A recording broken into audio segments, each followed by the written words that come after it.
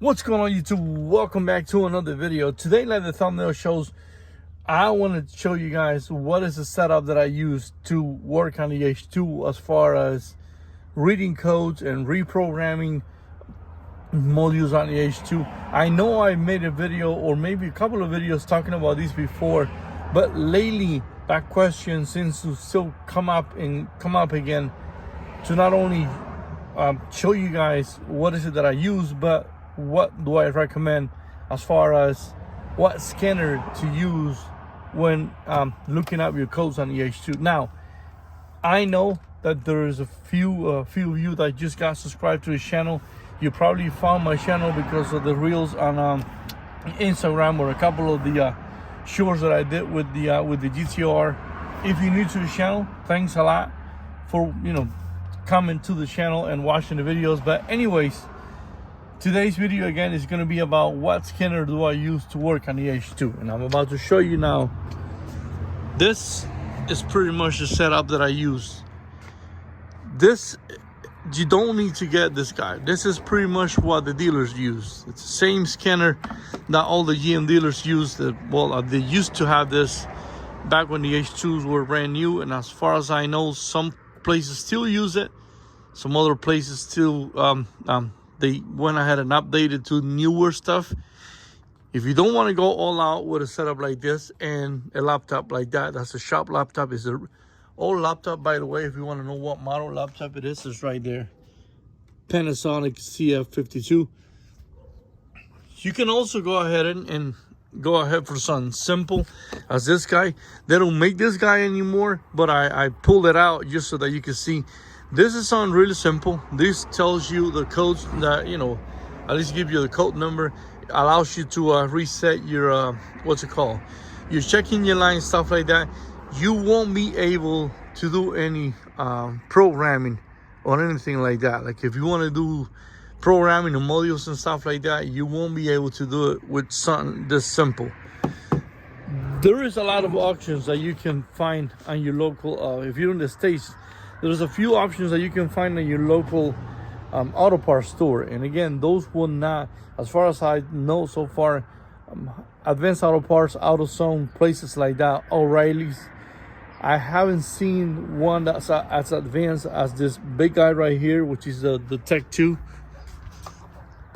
But there's a few simple ones on the auto part. If you don't want to go crazy, and if you don't want to be like doing what I do with the H2, sometimes I should make more videos with it, but I don't have the time, because it takes a little bit of time for me to go on details on what does it take to program modules on the H2. But anyways, basically what I just show you is what I use.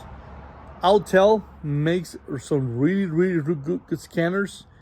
They're not cheap, but they allow you to go in depth on the H2 and other vehicles. And then with those you can go ahead and program modules on the H2. You can do more than just a simple setup like this that you'll be able to buy at your local what's it called, auto part. Now there's a few other options on eBay, and the reason why I don't talk about them is because, like I've made all the videos and I told you guys before, I don't recommend stuff that I haven't used.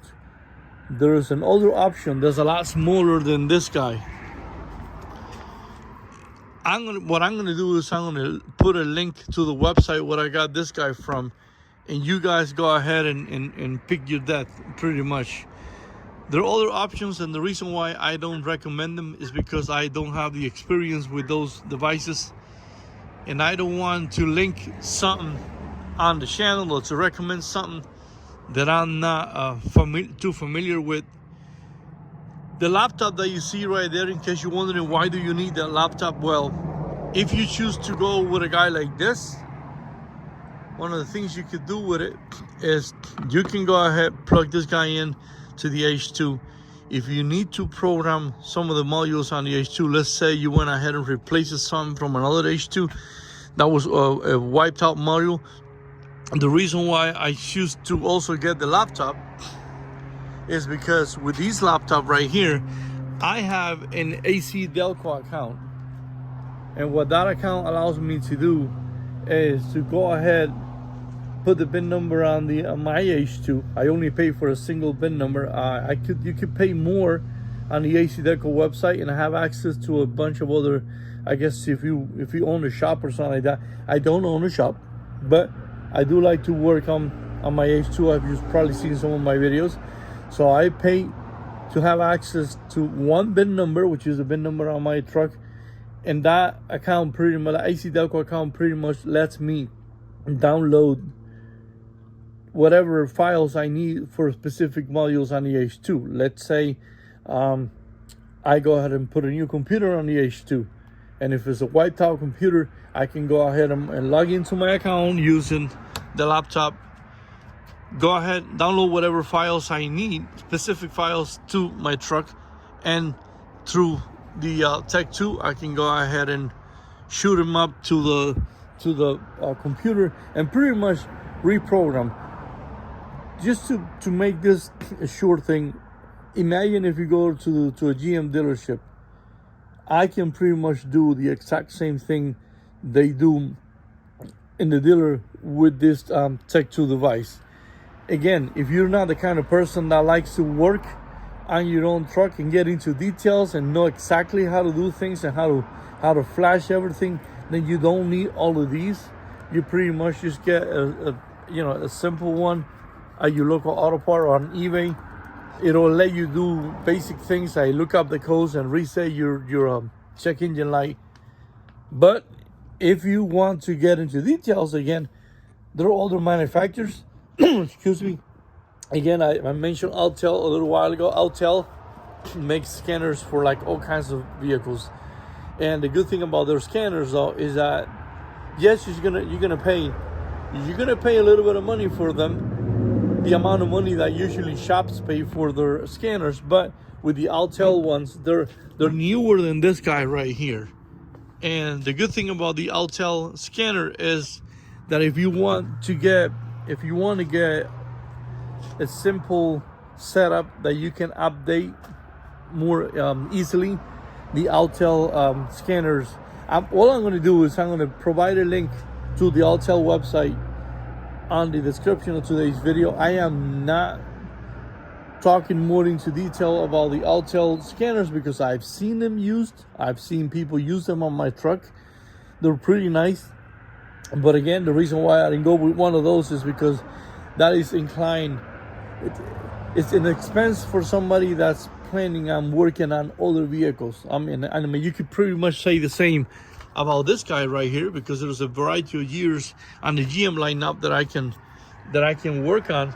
I've actually helped a bunch of friends with these, instead of them going to the dealer and paying the 1 hour of service that the dealer charged them. I just do it for free. Go ahead and plug it in, and with this guy right here, you can pretty much, not only on the H2, but GM vehicles of that year. I believe I can go up to 2014 with this guy right here, and pretty much do anything you can think of that the dealer will do with this guy. Again, the laptop is because I need the laptop to pull the files off of the AC Deco website if I needed to reprogram any of the modules. I don't know how that works with the Autel scanners.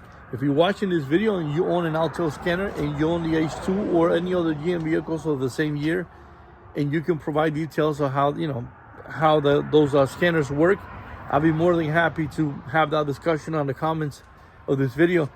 If you have a scanner that you could recommend to other people that are watching the video, do me a favor, write it down on the comments. This is one of the main reasons why I make these videos, to share what I know. And if you guys own an H2 or a vehicle of a similar year, please do me a favor. On the comment section, go ahead and share any links that you want to share or whatever it is. Now, if you want to know details about this laptop, there's nothing special about it. Well, one thing that I do like about this laptop, and the reason why I got it, these guys though, they were made for shops and for like first emergency responders and mechanic shops and like that. It has a little handle on it. This laptop right here, it originally came with Windows Vista. This is an old laptop. I'm going to link a website on the description of this video to an auction. Remember, it's an auction. It's not a website where you get brand new stuff. I think it's a maybe like a police auction. I'm not sure. It's called Property Room.